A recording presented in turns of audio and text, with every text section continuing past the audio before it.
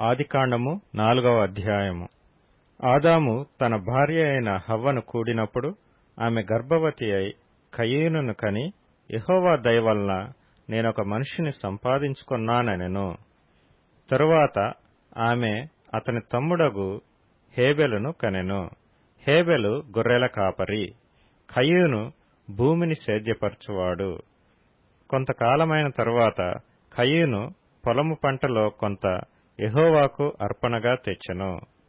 హేబెలు కూడా తన మందలో తొలుచూలున పుట్టిన వాటిలో క్రొవ్విన వాటిని కొన్ని తెచ్చెను.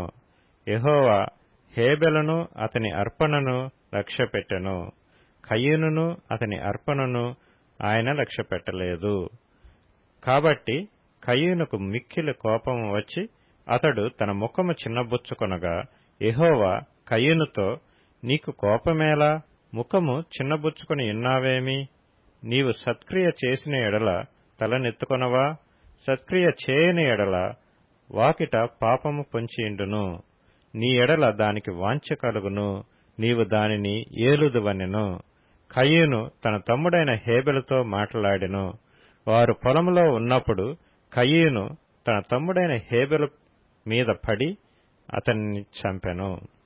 యెహోవా, నీ తమ్ముడైన హేబెలు ఎక్కడనున్నాడని కయీను నడగగా, అతడు, నేనెరుగను, నా తమ్మునికి నేను కావలివాడనా అనెను. అప్పుడాయన, నీవు చేసిన పని ఏమిటి? నీ తమ్ముని రక్తము యొక్క స్వరము నేలలో నుండి నాకు మొరపెట్టుచున్నది. కావున నీ తమ్ముని రక్తమును నీ చేతిలో నుండి పుచ్చుకొనుటకు నోరు తెరచిన ఈ నేల మీద ఉండకుండా నీవు శపింపబడిన వాడవు. నీవు నేలను సేద్యపరచునప్పుడు అది తన సారమును ఇక మీదట నీకియ్యదు. నీవు భూమి మీద దిగులు పడుచు దేశ దిమ్మరువై ఇందువనెను. అందుకు కయీను, నా దోష శిక్ష నేను భరించలేనంత గొప్పది. నేడు ఈ ప్రదేశము నుండి నన్ను వెళ్లగొట్టితివి. నీ సన్నిధికి రాకుండా వెలివేయబడి దిగులు పడుచు భూమి మీద దేశ దిమ్మరునై ఇందును. కావున నన్ను కనుగొనువాడెవడో వాడు నన్ను చంపునని యెహోవాతో అనెను. అందుకు యెహోవా అతనితో, కాబట్టి ఎవడైనను కయీనును చంపినేడల వానికి ప్రతిదండన 7 అంతలు కలుగునెను. మరియు ఎవడైనను కయీనును కనుగొని అతనిని చంపక ఇండునట్లు యెహోవా అతనికి ఒక గుర్తు వేసెను. అప్పుడు కయీను యెహోవా సన్నిధిలో నుండి బయలుదేరి వెళ్లి ఏదెనుకు తూర్పు దిక్కున నోదు దేశములో కాపురముండెను. కయీను తన భార్యను కూడినప్పుడు ఆమె గర్భవతి అయి హనోకును కనెను. అప్పుడతడు ఒక ఊరు కట్టించి ఆ ఊరికి తన కుమారుని పేరును బట్టి హనోకను పేరు పెట్టెను. హనోకుకు ఈరాదు పుట్టెను. ఈరాదు మహూయాయేలును కనెను. మహూయాయేలు మతూషాయేలును కనెను. మతూషాయేలు లెమెకును కనెను. లెమెకు 2 స్త్రీలను పెండ్లి చేసుకొనెను. వారిలో ఒకదాని పేరు ఆదా, రెండవ దాని పేరు సిల్లా. ఆదా యాబాలును కనెను. అతడు పశువులు గలవాడై గుడారములలో నివసించు వారికి మూలపురుషుడు. అతని సహోదరుని పేరు యూబాలు.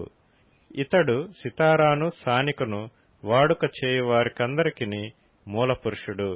మరియు సిల్లా తూబల్కయీనును కనెను.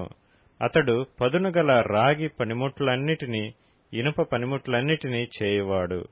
తూబల్కయీను సహోదరి పేరు నయమా. లెమెకు తన భార్యలతో, ఓ ఆదా, ఓ సిల్లా, నా పలుకు వినుడి. లెమెకు భార్యలారా, నా మాట ఆలకించుడి. నన్ను గాయపరిచినందుకై ఒక మనిషిని చంపితిని. నన్ను దెబ్బ కొట్టినందుకై ఒక పడుచువాని చంపితిని. 7 అంతలు ప్రతిదండన కయీను కోసం వచ్చిన ఎడల లెమెకు కోసము 77 అంతలు వచ్చునెను. ఆదాము మరలా తన భార్యను కూడినప్పుడు ఆమె కుమారుని కని, కయీను చంపిన హేబెలుకు ప్రతిగా దేవుడు నాకు మరొక సంతానమును నియమించననుకొని అతనికి షేతు అని పేరు పెట్టెను. మరియు షేతునకు కూడా కుమారుడు పుట్టెను. అతనికి ఎనోష్ అను పేరు పెట్టెను.